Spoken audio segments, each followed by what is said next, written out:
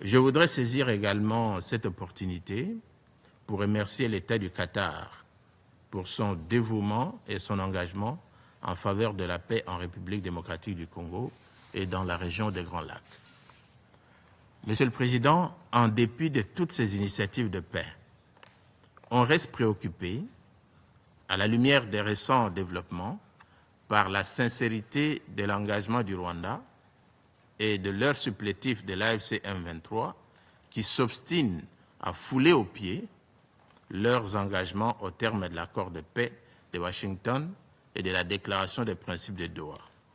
J'en veux pour preuve les faits ci-après. Tenez, au cours du mois de juillet 2025, plus de 300 civils congolais ont été tués dans plusieurs localités du territoire de Rutshuru en province du Nord Kivu, à la suite d'attaques menées par la coalition AFC M23 en violation flagrante du cessez-le-feu réaffirmé dans l'accord de paix de Washington du 27 juin 2025 et dans la déclaration de principe de Doha du 19 juillet 2025.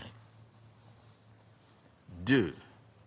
Les informations recueillies par les services compétents, corroborées notamment par le Haut Commissariat des Nations Unies aux droits de l'homme, établissent que la majorité des victimes, parmi lesquelles figuraient de nombreuses femmes et enfants, étaient des civils sans défense, exécutés sommairement.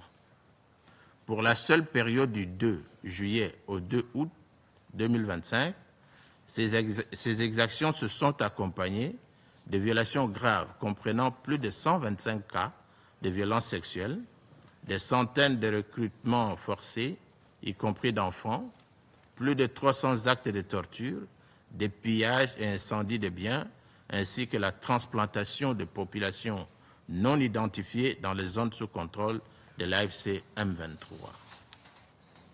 Troisièmement, le dernier rapport du groupe d'experts des Nations Unies sur la République démocratique du Congo met en évidence, de manière incontestable, le lien structurel unissant le M23 au Rwanda.